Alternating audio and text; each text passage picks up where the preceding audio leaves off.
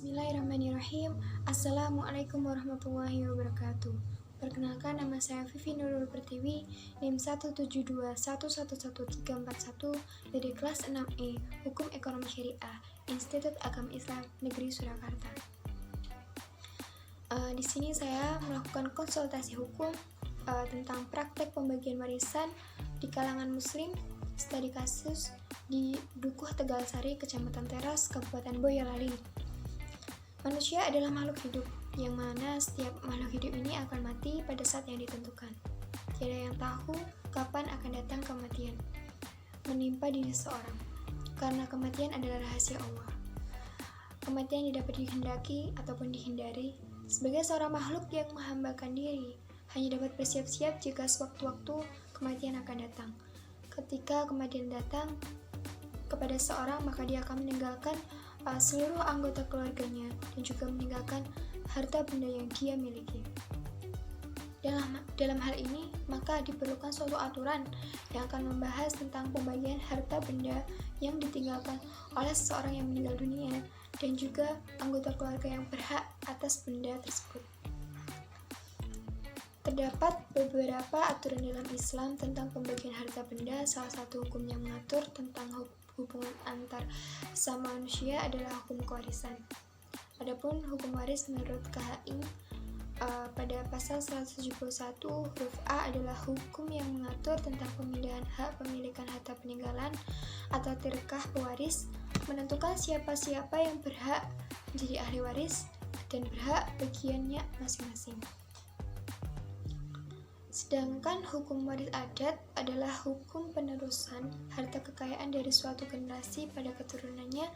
Akan tetapi, hukum adat kewarisan yang telah ada secara turun-temurun ini mengakibatkan masyarakat Indonesia lebih cenderung menggunakan hukum kewarisan adat sebagai pembagian warisan dibandingkan menggunakan hukum kewarisan Islam. Adapun beberapa pembagian warisan di Dukuh Tegalsari, pada pembagian harta warisannya dibagikan sama rata antara laki-laki dan perempuan sesuai dengan hukum kewarisan adat setempat.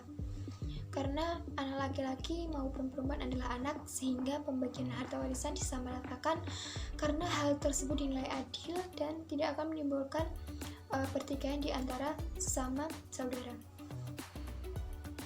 Masyarakat Dukuh Tegalsari agar menanggulangi hal-hal yang tidak diinginkan dalam pembagian warisannya. Untuk itu mereka melakukan pembagian harta warisan dilakukan dengan cara yang pertama, musyawarah antara sesama ahli waris atau keluarga. Yang kedua, musyawarah antara sesama ahli waris dengan disaksikan oleh sesepuh desa. Dan sekarang terdapat dua keluarga di Dukuh Tegalsari, yaitu di sini yaitu keluarga Bapak Ahmad Bibit dan keluarga Bapak Atemo. Keluarga Bapak Ahmad Bibit melaksanakan pembagian harta warisan dengan cara musyawarah antara sesama ahli waris dengan disaksikan oleh sesepuh desa. Misalnya bagian yang diterima oleh ahli waris yaitu dibagi sama rata setelah dikurangi hutang pewaris. Sedangkan di keluarga Bapak Atemo, pembagian harta warisannya dilakukan dengan cara musyawarah dengan sesama ahli waris tanpa disaksikan sesepuh desa. Karena menurut keluarga Bapak Atemo, masalah pembagian warisan harta waris keluarganya merupakan masalah pribadi sehingga tidak perlu melibatkan sesepuh desa. Pandangan Islam terhadap praktek pembagian warisan di Dukuh Tegalsari berdasarkan surah An-Nisa ayat 11, pasal 176, pasal 177, pasal 178, pasal 179, pasal 180, pasal 181 KHI yang bagiannya sudah ditentukan dalam ayat Al-Quran dan KHI tersebut. Untuk itu dapat disimpulkan dalam faktanya di Dukuh Tegalsari tersebut dalam prakteknya sangat jelas bahwa menggunakan hukum adat yang dimana praktek dalamnya menggunakan prinsip-prinsip hukum adat dan asas-asas hukum adat. Pada masa sekarang, praktek pembagian harta warisan di masyarakat Dukuh Tegalsari dapat dipandang sebagai hasil dari kontrak sosial. Untuk itu, Islam memandang praktek pembagian harta waris dengan melakukan hukum waris adalah adat sebagai al-urf yang sahih. Dan menurut Bapak Kamali, pegawai di Kementerian Agama Wonogiri, mengatakan al-adah muhkamah, yang artinya ada kebijakan dapat dijadikan hukum Islam juga diajarkan unsur berdamai itu baik.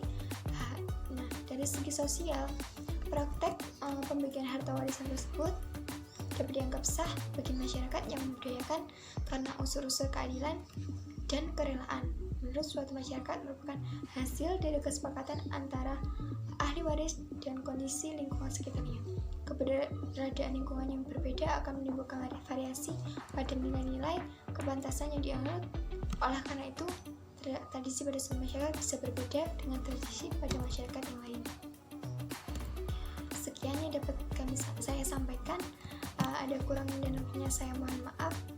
Wassalamualaikum warahmatullahi wabarakatuh.